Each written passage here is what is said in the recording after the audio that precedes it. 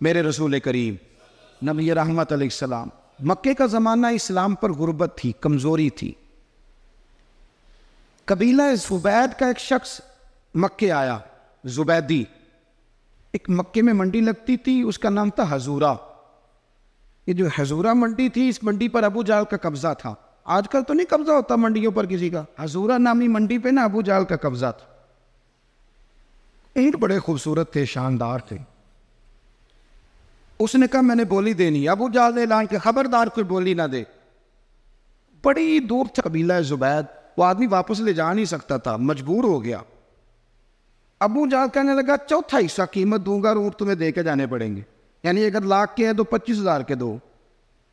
بندہ بڑا پریشان ہوا. چودھریوں سے بات کی تو کہنے لگے بدماش بڑا ہے، ہم شریف لوگ ہیں.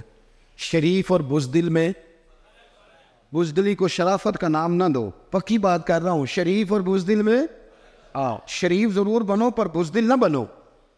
جی ہم جی شریف لوگ ہیں جی، وہ کیا مطلب. کوئی پاس نہ آیا. وہ بیچارہ نہ کونے میں بیٹھ کے رونے لگ گیا. کہنے لگا میں کدھر جاؤں یارو، میں واپس بھی نہیں لے جا سکتا، اور چوتھے حصے میں دے کیسے جاؤں، اتنا نقصان. وہ رو رہا تھا تو کہیں حضرت زید بن ارقم نے سن لیا. آپ فرمانے لگا کیوں روتا ہے؟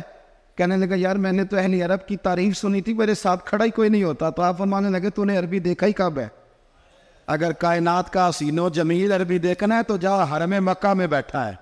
مکھ چند بدر شاشانی ہے تے متھے چمک دی لاٹ نورانی، کالی زلف تے اکھ مستانی، مخمور اٹھی ہے نا مت بریاں سبحان اللہ. ما اجمل کا ما احسن کا ما اکمل، کتھے میرے علی تو کتھے تیری ثنا، مشتاق اکھی کتھے جان. تو نے دیکھا کہاں پہ؟ اگر عربی دیکھنا ہے نا تو وہ بیٹھا ہے. جا کے حرم میں ٹیک لگائے، مظلوموں کے والی، غریبوں کے ماوا، رسول رحمت. ایک سادی سی چادر اوڑے حضور بیٹھے تھے. وہ زبیدی قطع میں آیا، نبی کریم کو بات سنائی. حضور فرمانے لگے این الجمل کا، اور کدھر ہے تیرے اونٹ؟ عرض کی حضور وہ وہاں ہے. فرمایا چل نہ. حضور کوئی بولی نہیں لگا رہا، کوئی خرید ہی رہا. ابو جہل سنتا پڑا، اس کے ڈر سے سہم گئے. حضور فرمانے لگے چل نہ، میں بولی لگاتا ہوں. اور دیکھو نرخ بازار محبت کا انوکھا ہو گیا، خود خریداروں شامل آ کے مولا ہو گیا. نبی کریم نے حضرت سعد بن ابی وقاص کو بلایا، حضرت عمر کو، حضرت ابو بکر کو، مدد کے لیے نہیں. حضور فرمانے لگے میری جیب میں پیسے تھوڑے ہیں، ظاہری طور پہ تھوڑے ہیں، ورنہ تو کائنات کے خزانوں کی کنجیاں حضور کے پاس ہیں. تھوڑے تھوڑے پیسے دو میں بولی دینی ہے. سب سے پیسے نہیں ہے، چلو بولی لگانے چلے. حضور آئے، اللہ اکبر، یہ میرے رسول کا طریقہ ہے.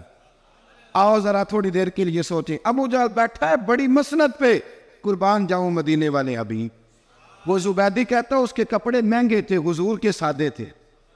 اس نے بڑی پگڑی باندھی تھی، حضور کی سادی تھی. کہتے ہیں وہ آنکھیں اٹھا کے بات کرتا، مدینے والے نبی آنکھیں جھکا کے بات کرتے. وہ بولتا جاتا، حضور تھوڑے تھوڑے سادے سادے ٹھہر ٹھہر کے جملے بولتے. کہتے ہیں نبی کریم علیہ السلام اس کے ساتھ آ کے حضور بیٹھ گئے اور فرماتے ہیں میرے رسول کریم نے اپنا جبہ سیدھا کیا، پگڑی کو حضور نے سیدھا کیا اور فرمایا چل لگا بھائی بولی. ایک اس نے لفظ بولے، پھر حضرت ابو بکر نے بولی دی، پھر حضرت عمر نے دی، پھر سعد بن ابی وقاص نے دی، پھر زید بن ارقم نے دی، پھر رسول کریم نے دی. وہ کہتا ہے جتنے میں بیچنا چاہتا تھا نبی پاک نے ڈبل میں میرے اونٹ خریدے، ڈبل میں اونٹ خریدے میرے رسول. سلام اس پر کہ جس نے دشمنوں کو بھی قبائیں دی، سلام اس پر کہ جس نے گالیاں سن کر دعائیں دی. اور میرے اعلیٰ حضرت کہنے لگے جاؤ جا کے اعلان کر دو، غم زدوں کو رضا مجدہ دیجئے کہ ہے بے کسوں کا سہارا ہمارا، بے کسوں کا سہارا. جاؤ غم زدوں کو رضا مجدہ دیجئے کہ ہے بے کسوں کا سہارا. رسول کریم صلی اللہ علیہ وسلم نے نا خریدا مال، اور حضور سید عالم وہاں سے نکلے. اور نکلتے وقت حضور فرمانے لگے ابو جہل تیری آج شکایت آئی ہے، آج کے بعد نہ آئے. مکہ سارا اس کے ساتھ ہے، حضور کی مخالفت ہو رہی ہے. 40 لوگ ہیں صرف کلمہ پڑھتے، اور دین کا کام دار ارقم میں قید ہو کے کرنا پڑتا ہے. لیکن جب ظالم کے خلاف نکلے ہیں تو پھر دار ارقم میں بند ہو کے نہیں، پھر میدان میں نکلے اور فرمایا آج کے بعد تیری شکایت نہ آئے. کہنے لگا جی بالکل نہیں آئے گی, میں آپ کو موقع نہیں دوں گا. حضور چلے گئے تو پیچھے سارے کافر اس کے گرد اکٹھے ہو گئے, کہنے لگے ہم پہ تو بڑا روب ڈالتا ہے, اب تو دیکھ کیا ہوا, پانی پانی ہو گیا تو کیا کون سا سانپ سونگ گیا, بولا ہی نہیں.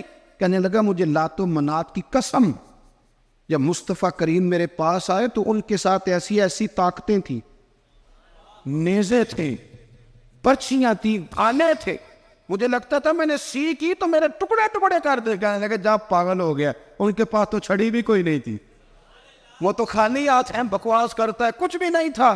کہنے لگا مانو نہ مانو, ان کے پاس بڑا کچھ تھا.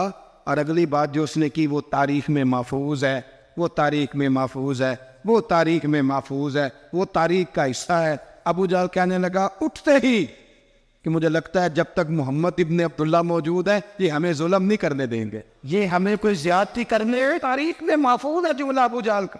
کہنے لگا جب تک یہ موجود ہے ہمیں کوئی زیادتی کرنے. حضرت فرمایا کرتے تھے زندہ نبی کے ماننے والوں زندہ بن کے زندگی گزارو. زندگی زندہ دلی کا نام ہے, مردہ دل کیا خاک جیا کرتے, جو قومیں سر اٹھا کے جیتی ہیں وہ زندہ ہوتی. اس لیے اپنی زندگی میں حق کے خود اختیاری پیدا کرے, جینا سیکھے, لڑنا سیکھے, میدان میں رہنا سیکھے. سہم سہم کے وقت نہیں گزرے گا, ظلم سہنے سے بھی ظالم کی مدد ہوتی ہے. لہذا حق لینا سیکھے, حق پر کھڑے ہونا سیکھے, اپنے مزاج میں یہ باتیں پیدا کرے. مجھے خاتون نے پوچھا, میرا بھائی کہتا ہے حصہ لے لے پھر میرے مرے کا منہ نہ دیکھنا. میں کہ پتر تو حصہ لائے نہ منہ ویکھی ہوتا, کوئی ضرورت نہیں, منہ ایسے ظالم کا منہ ویسے بھی نہیں دیکھنا چاہیے جو بہنوں کا حصہ کھا جائے. میں نے کہا تو منہ دیکھنے کی کوئی ضرورت ہے, یہ کوئی بلیک میلنگ ہے. ابا کہتا ہے حصہ لے لو منہ نہ دیکھنا. میں کہا بالکل نہ دیکھیے, تو بلکہ آنکھ میں دیکھنا بھی نہیں چاہتی. تو ادھر رکھ, اللہ رسول نے مقرر کیا میرا حصہ. کیا فلسفہ ہے ہمارا, جو بات غلط ہے اس پہ لوگوں کو بلیک میل کرتے ہو. جائز بات پہ ڈٹنا سیکھو. آپ جب ڈٹ جاتے ہیں نا تو پھر اللہ مدد کرتا ہے, پھر اللہ متتنزل علیہم الملائکہ, پھر اللہ فرشتے بھی نازل کرتا ہے. حضور نے فرمایا جو جان کی حفاظت کرتے مر گیا وہ بھی شہید, جو مال کی حفاظت کرتے مر گیا وہ بھی شہید, جو دین کی حفاظت کرتے مر گیا وہ بھی, جو خاندان کی, اپنے گھر کی, اپنے بچوں کی حفاظت کرتے مر گیا وہ بھی. اتنا بڑا درجہ حضور نے بیان کر دیا ہے. تو کبھی بھی زندگی میں ظالم کے سامنے سرنگو نہ ہونا, کچے پلپلے ہونے کا کبھی بھی اظہار نہ کرنا, کھڑے رہنا. جو کھڑا رہتا ہے رب اس کے ساتھ رہتا ہے. اللہ سمجھنے کی توفیق عطا فرمائے.